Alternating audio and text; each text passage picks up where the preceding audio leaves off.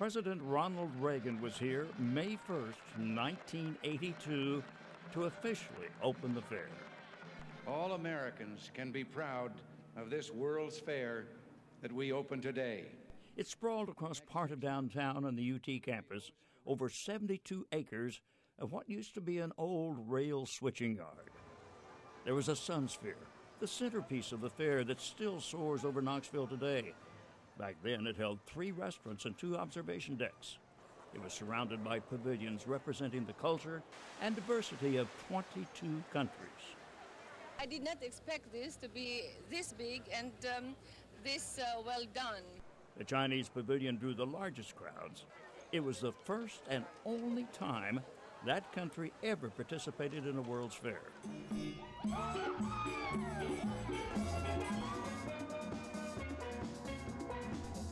There were restaurants and music venues featuring tastes and talents from around the globe.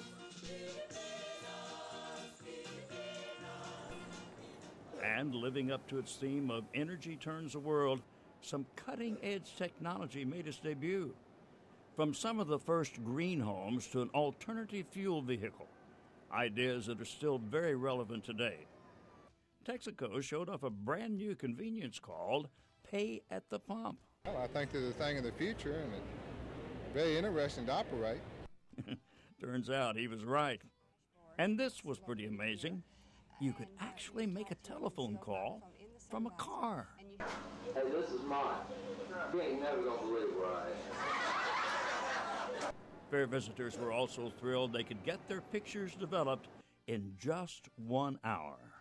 There were lots of magical moments to capture on film, from top entertainers who wowed the crowds to the unwrapping of a Peruvian mummy live on the stage of the Tennessee Amphitheater, to the nightly parades.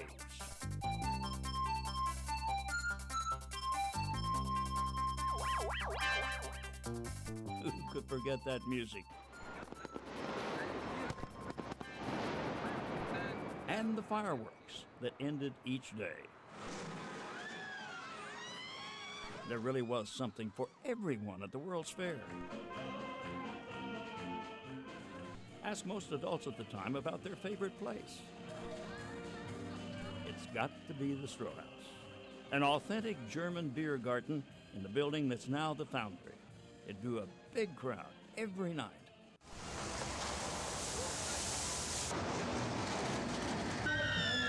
And for the kids of all ages, it was Funland, right on the waterfront and in the shadow of Neyland Stadium.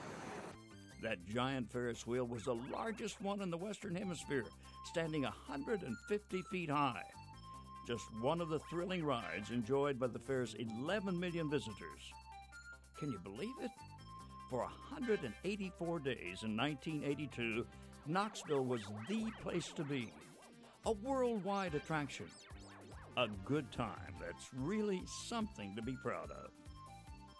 Bill Williams, 10 News.